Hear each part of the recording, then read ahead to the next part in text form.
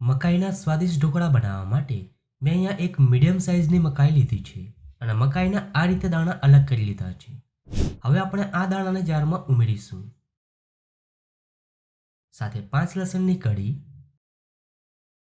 અને 3 લીલા મરચાં ઉમેરી બધી જ સામગ્રીઓને અધકચરી પીસી લઈએ. તો દાણાને આપણે અધકચરા પીસી લીધા છે. હવે આપણે એક બાઉલમાં કાઢી લઈએ. હવે તેમાં ઉમેરીશું 1 કપ રવો, સાથે અડધો કપ ખાટું દહીં અને થોડું પાણી,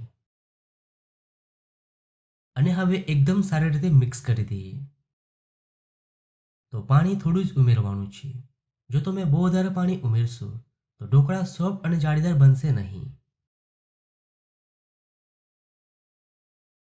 હવે બેટરને 15 મિનિટ રેસ્ટ આપી દઈએ, જેથી રવો સારી રીતે પલળી જાય. તો 15 મિનિટ થઈ ગઈ છે અને બેટર પણ સારી રીતે સેટ થઈ ગયું છે. હવે તેમાં ઉમેરીશું અડધો ટીસ્પૂન ખાંડ, અડધો ટીસ્પૂન હળદર અને સ્વાદ પ્રમાણે મીઠું, અને હવે બેટરને એકદમ સારી રીતે મિક્સ કરી દઈએ. ઢોકળામાં અડધો ટીસ્પૂન જેટલી ખાંડ ઉમેરવાથી ઢોકળા એકદમ ટેસ્ટી એવા લાગશે. હવે ઢોકળાને ફૂલેલા અને સોફ્ટ બનાવવા માટે તેમાં ઉમેરીશું 1 ટીસ્પૂન ઈનો અને 1 ટીસ્પૂન જેટલું પાણી ઉમેરી એકદમ સારી રીતે મિક્સ કરી દઈએ.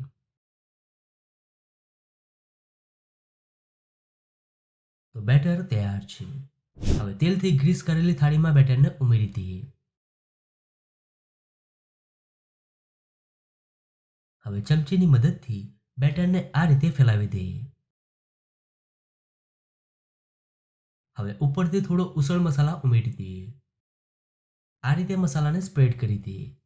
આ મસાલો ઉપર ઉમેરવાથી ઢોકળા ખૂબ જ સ્વાદિષ્ટ બનશે.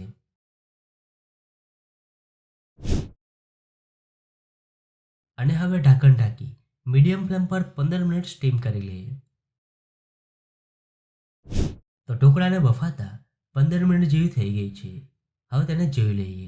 તો ઢોકળા એકદમ સારી રીતે બફાઈ ગયા છે અને એકદમ ફૂલેલા અને સોફ્ટ બન્યા છે. તો ગરમ ગરમ મકાઈના સુપર ટેસ્ટી ઢોકળા બનીને તૈયાર છે. એકદમ સોફ્ટ અને જાળીદાર ઢોકળા બન્યા છે. તો તમને આ ઢોકળાની રેસીપી કેવી લાગી? જો રેસીપી ગમી હોય તો વિડીયોને લાઈક અને શેર કરજો.